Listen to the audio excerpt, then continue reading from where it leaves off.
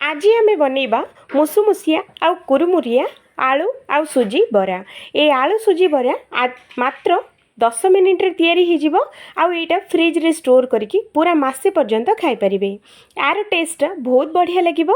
आ एई बरा पई हमकु दरकार पड़िबनी चाउल सुजी आउ हमर बिरी।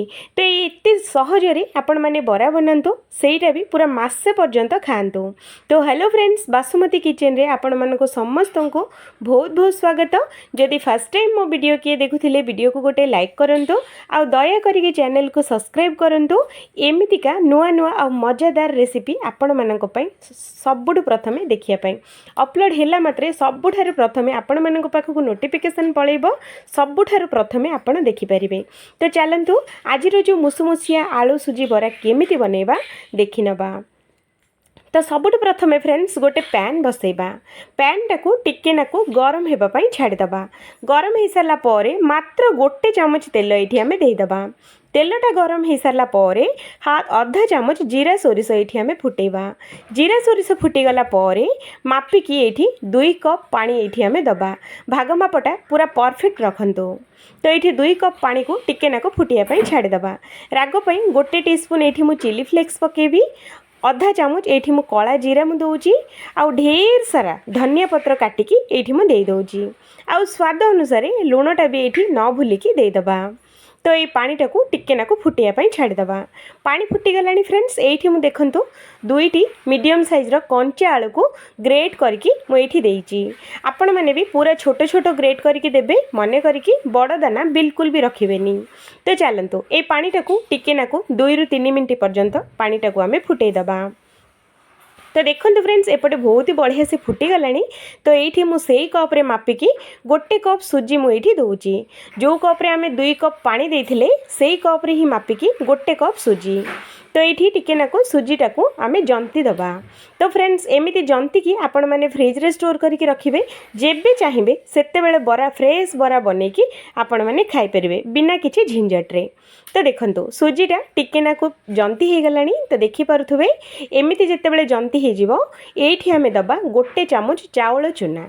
तो देखंतु चावल चूना जदि नाही तो आपण माने आउ टिके नाकू सुजी भी एठी ऐड करि परिबे, नहेले चावल चूना जगह रे अट्टा भी आपण माने देई परिबे।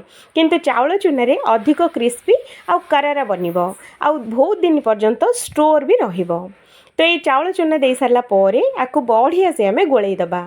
तो देखो फ्रेंड्स एमिति करके आपको गोलई देबे। एथरे कोठी भी टिके नाकू भी लम्स बिल्कुल रखे देबेनी, रहिले भी ताकू बढ़िया से गोलई देबे। तो चलंतु याकू आमे घोड़े की 5 मिनट पर्यंत पूरा स्लो मीडियम रे याकू आमे सिजेबा। तो देखंतु 5 मिनट रे हमर बहुत ही बढ़िया से सुजी आउ चावल चूना बहुत बढ़िया से जंती हो जाइए। तो आउ थे आपको बढ़िया से आमे गोलई दबा आउ गैस टाको आमे बंद कर दबा।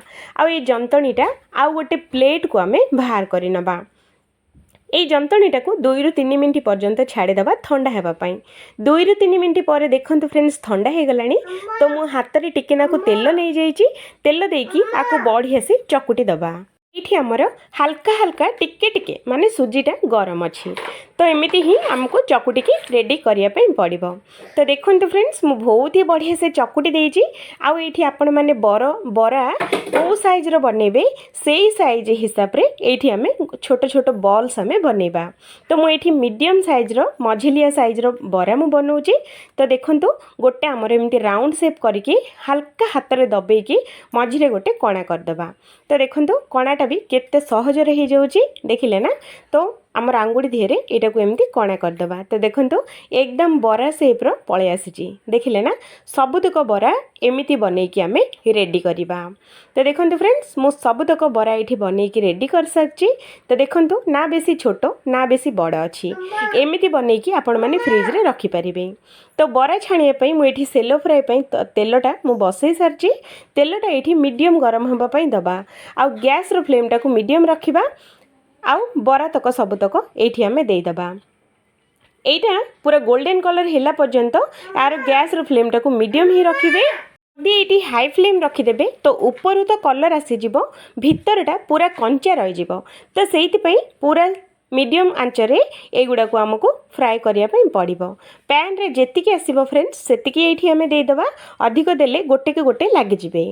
तो देखंतु गोटे पट बहुत ही बढ़िया से 2 ରୁ 3 मिनिट छाड़देले 2 ରୁ 3 मिनिट भितर एगुड़ा को गोटे साइड भल से आमर फ्राए हो।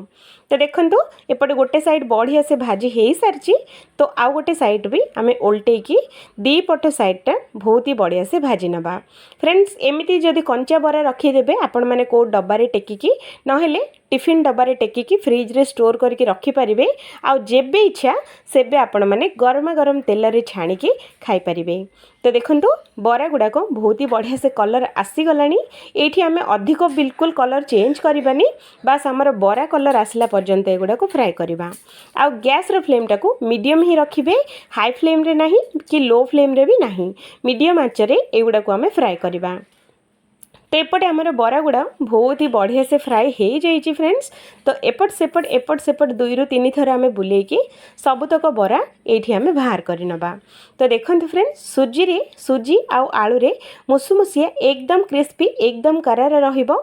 आउ बिरी बराटा खाइबा, एई बरा जदि थरे खाइदेबे तो बिरी बराटा खाइबाटा एकदम भूली जिबे। एई बराटा 2 ରୁ 3 घंटा पर्यंत सेमिति ही क्रिस्पी होइकी रुहे, बिल्कुल भी सॉफ्ट हबनी। तो देखंतु बरा गुड़ाक सबुतक आम एबे बाहर करनबा। तो देखंतु फ्रेंड्स एकदम आलू आउ सुजी रे मुसुमुसिया बरा बनिकी एकदम रेडी हो जाइए।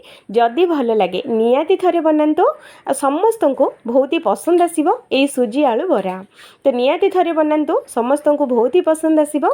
तो फ्रेंड्स आज जदि रेसिपी आपण मानक भल लगे तो दया करके वीडियो को गोटे लाइक करंतु, आ दया करके चैनल को निहाती सब्सक्राइब करंतु। एमितिका नुआ नुआ रेसिपी आपण माने सबुठारु प्रथमे देखिया पाई।